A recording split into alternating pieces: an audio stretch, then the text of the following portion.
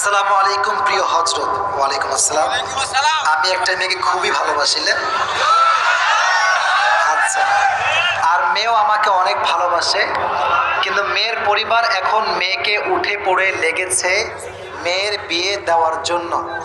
মেয়ের পরিবার প্রতিষ্ঠিত ছেলে ছাড়া বিয়ে দিবে না। আর আমি সেই মেয়ে কি লেগেছে, আমি আর সেই মেয়ে মাত্র অনার্স প্রথম বর্ষে পড়ি। আমি এখনো প্রতিষ্ঠিত হতে 5-6 বছর বাকি। আমার পরিবার এখন আমার বিয়েতে সম্মতি দিবে না, কিন্তু আমি ওই মেয়েকে খুব ভালোবাসি, হারাতে চাই না। এমন অবস্থায় আমি কি করতে পারি? মানে আমি দেখেন, আমি কিন্তু কে দিয়েছে তাও জানি না, তার নামও জানি না।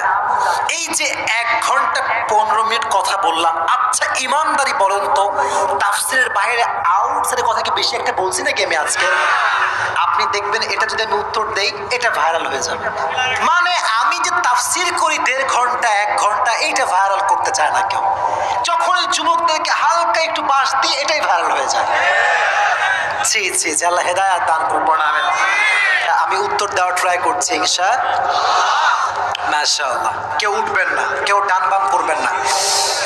যে যুবকের এই কষ্ট, আমি তার আব্বা আম্মার হেদায়েতের জন্য দোয়া করি। সকলেই পড়া আমিন। এই প্রতিষ্ঠিত হতে হতে যুবকের অর্ধেক যৌবন শেষ হয়েছে। কি একটা মুশকিল ভাই। আর মেয়েদের বাপও কম দোষী না। আজকালকার মেয়ের বাপরা সরকারি টাকলা ছাড়া বিয়ে দিতে চায় না। अगर पैसा तुम्हारी है तो लड़की भी तुम्हारी है, अगर पैसा तुम्हारे पास नहीं है फिर तुम्हारी कुछ भी नहीं है। This is the trend of Bangladesh. অথচ আল্লাহর হাবিব বলেছেন, যে কোনো মেয়েকে বিয়ে করতে হবে 4টা জিনিস দেখে, তবে তার ভেতরে ফাযফার বিদাতি দীনি তারিবাতি ইয়াদাক, become successful by selecting the one who has religion, character and conduct. যার চরিত্র আছে, যার দিনদারিত্ব ভালো আছে, টাকা না থাকলেও সে আমার বউ হওয়ার যোগ্যতা রাখে। আর আজকালকার যুবকরা এটাকে বেশি প্রায়োরিটি দেয় না। আজকালকার যুবকরা খোঁজে কোথায় আটা সুন্দরী খুঁজে পাওয়া যায়। এটা হচ্ছে যুবকদের ক্যারেক্টার। আর নারীদের ক্যারেক্টারটা হচ্ছে, এরা বেশিরভাগ আছে এরকম, এরা দাড়িওয়ালা পছন্দ করতে চায় না, 5 ওয়াক্ত নামাজি পছন্দ করতে চায় না, সুন্দর তাকওয়াবান যুবককে পছন্দ করতে চায় না, সব গাঁজাখোরকে পছন্দ করতে চায়। এরকম মেয়েও বাংলাদেশে আজকাল আছে। তো এখানে যুবকের কষ্ট হচ্ছে, যুবকও রাজি কিন্তু পরিবারের সমস্যা, তাই না? শুধু এটা এই যুবকের সমস্যা নয়, এটা হাজার নয় লক্ষ কোটি যুবকের সমস্যা। এটা আব্বা জানে যে আমার মেয়েটা ওই ছেলেকে পছন্দ করে, আবার ছেলের আব্বাও জানে আমার ছেলেটা ওই মেয়েকে পছন্দ করে, বাট জেদ, আব্বা আমার ভিতরে জেদ কাজ করে যে আমার ছেলে আমার হুকুমের বিরুদ্ধে কাজ করবে, এই অ্যাটিটিউড কাজ করে। অথচ আব্বা জান নিজের পছন্দের বিয়ে দিতে গিয়ে তার ছেলের পুরো জীবনটাকে নষ্ট করে দেয়। আজ থেকে নিয়ম হবে ভিন্ন। সন্তান, আমি বলি অবশ্যই বলবো, যারা প্রাপ্তবয়স্ক সন্তান আছো, তোমাদের অধিকার আছে, তোমরা তোমাদের চয়েসের কথা আব্বা আম্মাকে বলবা। আর আব্বা আম্মারও উচিত নিজের স্বপ্ন, নিজের চয়েস বাদ দিয়ে নিজের সন্তানের চয়েসকে বেশি প্রাধান্য দেওয়া। এই জন্য সংসার আব্বা নয়, সংসার করবে সন্তান।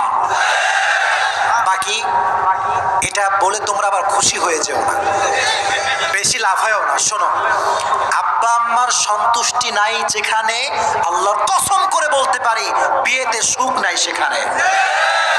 রিদাউর রাব্বি ফি রিদাইল ওয়ালিদাইন ওয়া সাখতুর রাব্বি ফি সাখতিল ওয়ালিদাইন। আব্বা আম্মা খুশি তো আল্লাহ খুশি, আব্বা আম্মা না খুশ আল্লাহও না খুশ, ঠিক কিনা বলেন? তোমরা আসলে একটু বোকা আছো। এই যে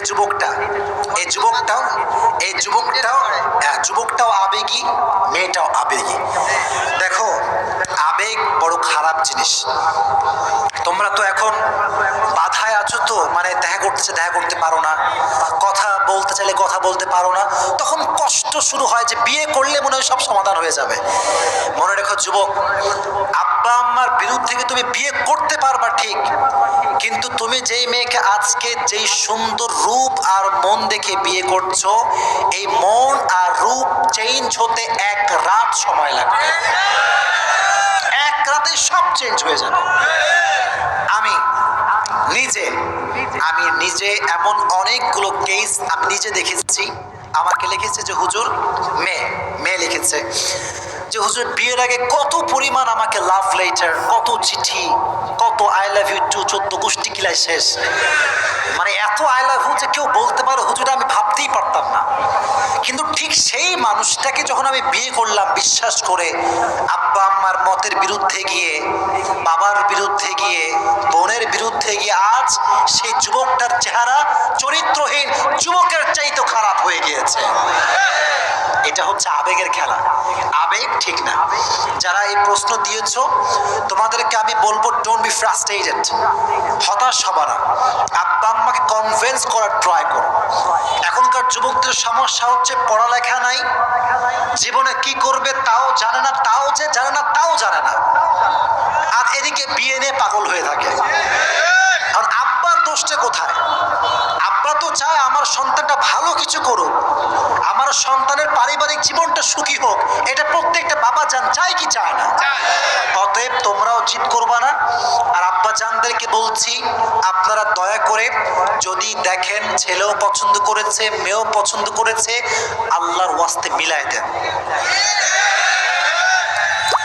আমি আপনাদের পায়ে, এই যে আপনার পায়ে আমার হাত, আমি বলি আমার একটা শেষ কথা, যদি আব্বা আম্মার এই সমস্যার কারণে সন্তানরা বিয়ে করতে না পারে,